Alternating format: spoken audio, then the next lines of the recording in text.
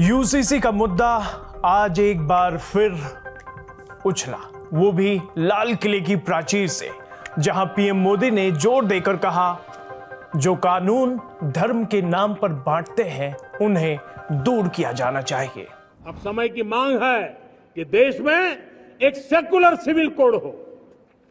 हमने communal civil code में 75 साल बिताए हैं, अब हमें सेक्युलर सिविल कोड की तरफ जाना होगा और तब जाकर के देश में धर्म के आधार पर जो भेदभाव हो रहे हैं, सामान्य नागरिक को जो दूरी महसूस होती है, उससे हमें मुक्ति मिलेगी। इसके साथ ही आज 15 अगस्त की स्पीच के दौरान पीएम मोदी ने सुप्रीम कोर्ट का जिक्र करते हुए यह भी पूरे भारत को समझाने की कोशिश की कि सुप्रीम कोर्ट ने बार बार यूसीसी को लेकर चर्चा की है, क्योंकि देश का एक बहुत बड़ा वर्ग मानता है कि जिस सिविल कोड को लेकर हम जी रहे हैं वो सचमुच में एक कम्युनल और भेदभाव पैदा करने वाला है। तो ऐसे में चलिए समझते हैं कि आखिर देश में यूसीसी यानी कॉमन सिविल कोड लागू हो जाने से क्या क्या बदल जाएगा। तलाक, हिंदू समेत कई धर्मों में तलाक को लेकर अलग अलग नियम है। तलाक लेने के लिए हिंदुओं को 6 महीने, ईसाइयों को 1 साल तक अलग अलग रहना पड़ता है और साथ ही मुसलमानों में तलाक को लेकर अलग नियम है। ऐसे में यूसीसी लागू हो जाने से सबके लिए एक नियम हो जाएगा।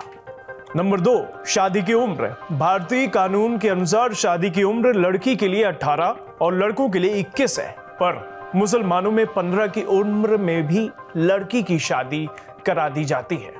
नंबर 3, दूसरा विवाह। यूसीसी आने के बाद सबसे बड़ा बदलाव बहुविवाह में भी हो सकता है। अभी तक हिंदू, सिख, ईसाई, बौद्ध, पारसी और जैन धर्म में एक शादी की इजाजत है, जहां दूसरी शादी तभी कर सकते हैं जब पहली पत्नी से तलाक हो चुका हो। पर मुसलमानों में कुल 4 शादियां करने की इजाजत धर्म देता है, पर यूसीसी आने पर इस पर भी रोक लग जाएगी। नंबर 4, बच्चा गोद लेने का अधिकार।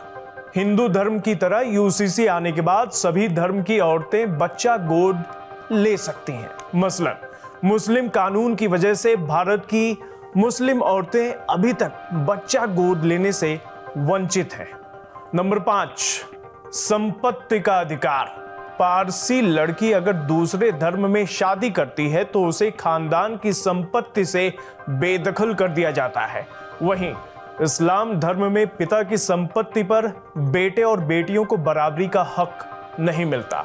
ऐसे में यूसीसी आने के बाद सभी धर्मों में उत्तराधिकारी और संपत्ति के बंटवारे से जुड़ा एक ही कानून होगा। अब बड़ा सवाल यह है कि क्या संविधान इसकी इजाजत देगा? अब इस सवाल का जवाब संविधान में ही मौजूद है, जिसमें अनुच्छेद 44 में यह साफ कहा गया है कि भारत के सभी नागरिकों के लिए समान नागरिक संहिता लागू करना सरकार का दायित्व है। यानी कानून में समरूपता लाने के लिए सरकार को एक समान नागरिक संहिता सुनिश्चित करने की दिशा में प्रयास करना चाहिए।